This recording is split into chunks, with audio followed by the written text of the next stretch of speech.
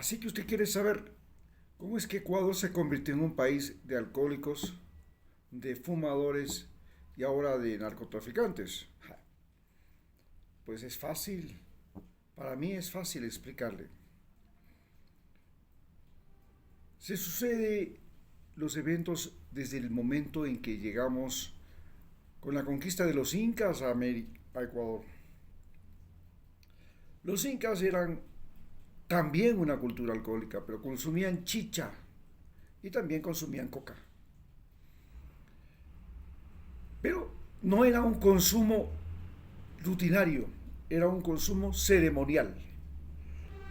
Las fiestas del Inti Raymi, las fiestas de todo lo que eran las 4 estaciones del sol, en el que en el Inti Raymi se cosechaba, el 21 de septiembre se sembraba, el 21 de diciembre venía el florecimiento del maíz, el 21 de marzo venía la primera cosecha, la cosecha de lo que es la fruta tierna, el maíz tierno, y el 21 de junio pues venía la fiesta de la cosecha del maíz.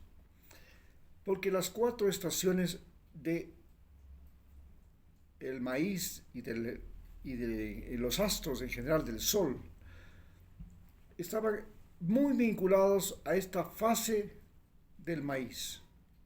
Entonces, la fiesta del Inti Raymi, la fiesta del maíz en general, era el motivo de ceremonia, de baile, de fiesta, y se celebraba mediante minga, se llama. Entonces había una minga para cosechar, otra minga para sembrar, otra minga para socolar, se llama limpiar las tierras, las malezas que crecen en el maíz, limpiarlo para que pueda crecer. Luego venía la minga para cosechar los frutos tiernos, el maíz tierno. Y finalmente la minga para cosechar el maíz maduro. Todo esto, estas mingas eran motivo ceremonial, reuniones, fiesta, baile y por supuesto la chicha, la coca, tenían una función muy importante. La chicha era la que producía la liberación de las relaciones, es decir, era un lubricante social. Y la coca era la que les ayudaba a sentir menos el cansancio, porque la coca tiene un efecto de reducir la formación de ácido láctico, es decir, reduce la demanda de oxígeno, porque cuando no hay suficiente oxígeno los músculos producen ácido láctico, y este ácido láctico es el que produce calambres, el que produce cansancio, el que produce también agotamiento mental. La coca tiene la virtud de reducir la demanda de oxígeno y por eso todo se hacía alrededor del maíz y la coca. Pero llegaron los españoles y los españoles eran una cultura alcohólica. ¿Por qué el alcohol se convirtió en algo tan importante en Europa? Porque el alcohol era prácticamente el agua menos dañina que existía, especialmente en las estaciones de verano y otoño, cuando desaparecían, especialmente en el verano, cuando desaparecían las fuentes de agua, se secaban o se formaban estancos. Y en ese momento venían los insectos, los parásitos, las bacterias, los virus y propagaban enfermedades. Entonces no se conocía todavía que hervir el agua era saludable, era lo que había que hacer para evitar esos parásitos, porque no se conocía que los virus, las bacterias y los parásitos eran las causas, aunque los parásitos sí, pero los virus y las bacterias no, de la gran mortandad y las pestes que abundaban en Europa. El alcohol, especialmente la cerveza y luego el vino, que eran productos de la fermentación, eran los que se convertían en prácticamente el mecanismo de saciar la sed. Ustedes saben que la cerveza solo tiene 12% de alcohol y que el vino también tiene 12, 18. Entonces el resto es agua, entonces eso servía para tomar. Pero ese alcohol en la cerveza y en el vino eliminaba bacterias y eliminaba virus. Por eso los europeos se convirtieron en una cultura alcohólica. Más tarde, cuando llegan los europeos a América, los europeos descubren aquí, precisamente aquí en Ecuador, una variedad de amapola, que nosotros llamamos adormidera, que era mucho más potente que la adormidera, que la amapola que se producía en Asia. Y la amapola era la droga asiática desde la época de Alejandro Magno. Recordemos que Alejandro Magno se hizo alcohólico y drogadicto. Y murió, se dice que murió por alcoholismo y por drogadicción, por ser adicto a las drogas, apenas a los 32 años, después de haber conquistado prácticamente la mitad del hemisferio norte, en las áreas conocidas en ese momento por la civilización humana, desde África, Europa y Asia. Pero, ¿qué sucede? La amapola que es llevada desde aquí, la amapola que llamaba flor de Quito, que es llevada a Europa, primero a Afganistán, y desde Afganistán se comienza a producir. Vale señalar que Afganistán y la India eran en ese momento un gran reino. La India era el país más grande del mundo, era más grande que China, porque no solamente comprendía la India, comprendía otros lugares como todo lo que era Birmania, todo lo que era Indonesia. China, a su vez, era lo más apartado que había, separado por los Himalayas, y era otro reino enorme. Y al norte, pues teníamos todo lo que era la tierra de los que fue mongoles y más tarde fue de los cosacos y pasó a ser parte del imperio ruso. Entonces, estos tres enormes países, imperios, se convirtieron en la obsesión de los europeos. Conquistarlos fue motivo de tremendas guerras hasta la Segunda Guerra Mundial, porque recordemos que Alemania quiso conquistar Rusia.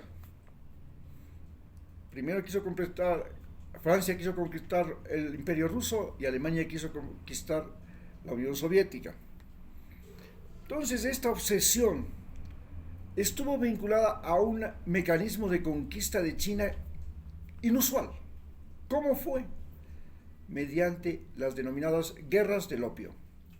Los comerciantes ingleses y más tarde los norteamericanos, y se sumaron los holandeses, se sumaron los franceses y los portugueses, comenzaron a traficar opio a China. Estados Unidos se convirtió en un gran productor de opio y especialmente de morfina después de la Guerra de Secesión, porque en la Guerra de Secesión, la primera guerra industrial, se usaron mucho las armas de fuego automáticas y las minas y los tanques, los cañones, y esta guerra mecanizada donde el metal se convirtió en lo fundamental junto con los motores, producía gran cantidad de personas con lesiones, especialmente en las piernas, que había que amputar, y para amputar las piernas había que usar el cloroformo para dormirlo y la morfina para anestesiarlo, creando una gran dependencia, porque la morfina, un derivado del opio, crea adicción. Este descubrimiento de la morfina como analgésico, que ya lo tenían los chinos, que ya lo había utilizado también, inclusive algunos pueblos europeos, ya los mismos romanos trajeron desde China el opio como medicamento para anestesia, fue el gran negocio del Imperio Británico, a tal punto que llegó a significar el 25% de los ingresos del imperio. Y esto se lo conseguía forzando a los chinos mediante las guerras a consumir y a comprar opio. las dos guerras del opio, la del 28 y la del 58, le permitieron a Inglaterra y después a los magnates norteamericanos convertirse en multimillonarios. Les resultó inclusive más rentable que lo que había sido el tráfico de esclavos para los piratas ingleses, holandeses, portugueses y franceses desde el siglo XVI hasta el siglo XVIII. Porque ya en el siglo XIX, los mismos ingleses procuraron eliminar a los piratas y el tráfico de esclavos.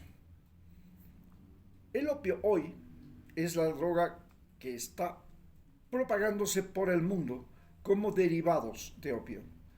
Y estos derivados de opio nuevamente han sido un producto de la industria norteamericana, de la imaginación creativa de los norteamericanos, de esa capacidad de investigación.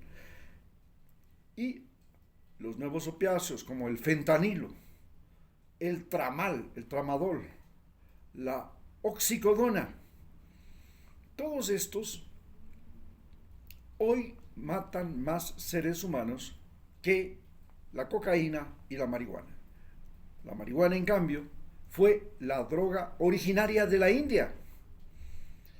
Y más que una droga estimulante como lo son la cocaína y el opio, es una droga tranquilizante.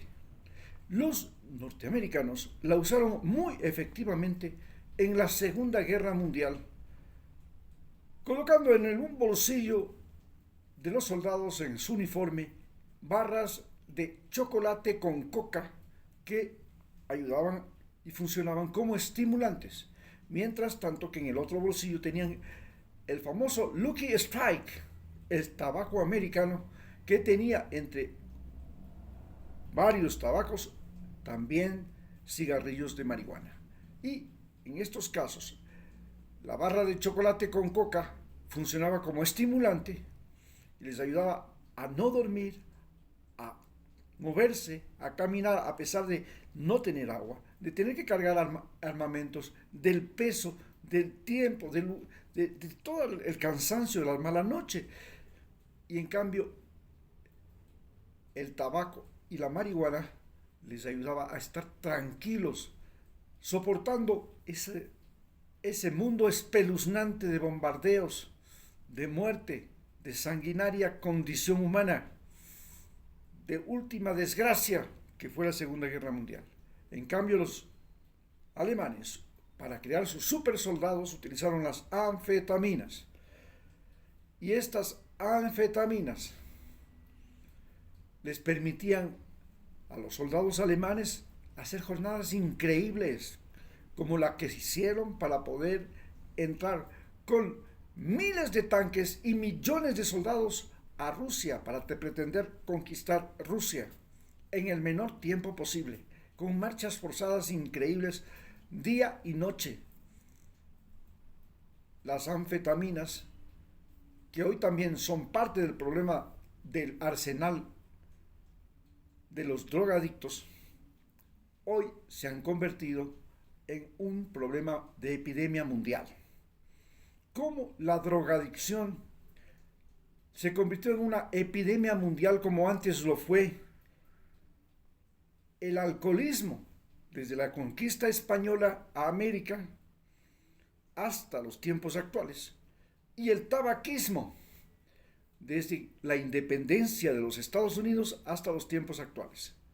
Porque Estados Unidos se convirtió en el mayor productor y exportador de tabaco, que es la planta, la droga, y en este caso casi tranquilizante, que produce mayor cantidad de muertos. La droga del tabaco actúa fundamentalmente sobre el sistema neurovegetativo. En el sistema neurovegetativo nosotros tenemos dos tipos de receptores. Unos se llaman muscarínicos, que responden a una droga que se llama la muscarina, y otros nicotínicos, que responden a otra droga que se llama la nicotina, que se saca del tabaco. Precisamente, el mayor impacto que tiene el tabaco es sobre el corazón, al cerrar los vasos del corazón, y también tiene un impacto en los pulmones porque produce cavernas debido a que reduce la circulación vascular de los pulmones, y estos hacen que los alveolos crezcan y se produzcan unas bolsas de aire,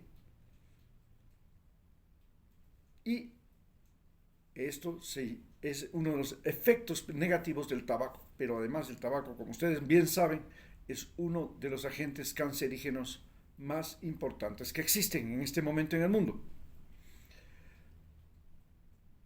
Nuestro país, en este momento, se encuentra enredado en el narcotráfico. Después de haber sido un país de alcohólicos y de fumadores, ahora es un país de narcotraficantes y también de narcoconsumidores. ¿Por qué nos convertimos en un país de narcoconsumidores? Porque la droga, en general las drogas, se convirtieron en actores fundamentales o parte del espectáculo. Por ejemplo, el rock. El rock fue una música desarrollada bajo el uso especialmente de alucinógenos como el LSD, que transforman el sonido en ilusiones ópticas, similar a lo que pasa con la ayahuasca. El rock también, junto con el éxtasis y la cocaína, permite a las personas que van a una fiesta estar activos, no cansarse, pasar días, noches, días y noches, días y noches bailando, divirtiéndose y también teniendo sexo. No porque sea un estimulante sexual, sino porque mejora el rendimiento sexual. Es decir, disminuye la sensación de cansancio. Por eso, las drogas estuvieron vinculadas al sexo. Estos son los motivos fundamentales por los cuales, en una sociedad del conocimiento donde la información excede a la capacidad de asimilación que tienen los seres humanos, y que ahora inclusive está siendo favorable a las máquinas que tienen mucha mayor capacidad de asimilación y de guardar el conocimiento que nosotros, las drogas se han convertido en un, primero, lubricante social, como siempre fue el alcohol, pero además las drogas se han convertido en un mecanismo para alterar la conciencia, y este mecanismo de alterar la conciencia permite que ciertas áreas del cerebro puedan participar de otra forma en la vida personal de los individuos. Y esta manipulación del sistema nervioso central mediante las drogas, que se la ha hecho toda la vida, porque recordemos que para los seres humanos los alimentos, que siempre fueron fundamentales y valiosos, se convirtieron en algo sagrado cuando esos alimentos eran drogas, como por ejemplo el alcohol, la coca y otros elementos que permiten a los seres humanos convocarse, reunirse. Por eso las fiestas religiosas, las ceremonias chamánicas, las ceremonias curativas, las peregrinaciones inclusive, han estado siempre acompañadas de drogas en la relación humana. Hoy el problema fundamental es que la droga se ha convertido en el gran negocio, y en el gran negocio que mata a seres humanos y en una peste que está acabando, especialmente con los jóvenes. Y esta peste que está acabando con los jóvenes, con la inteligencia, con la voluntad, con la conciencia de los jóvenes, es lo que nos ha llevado a esta denominada guerra al narcotráfico, porque Estados Unidos hoy ve morir a más de 100.000 jóvenes por año por el uso solo de opioides, sin contar con que las otras drogas, en cambio, están creando individuos sin capacidad de trabajar, sin capacidad de estudiar. Pero al mismo tiempo muchas de estas drogas son consumidas por estos genios de Silicon Valley, estos pintores, estos artistas, estos creadores, estos imaginadores, que pueden potencializar sus capacidades cerebrales utilizando las drogas. Muchas gracias.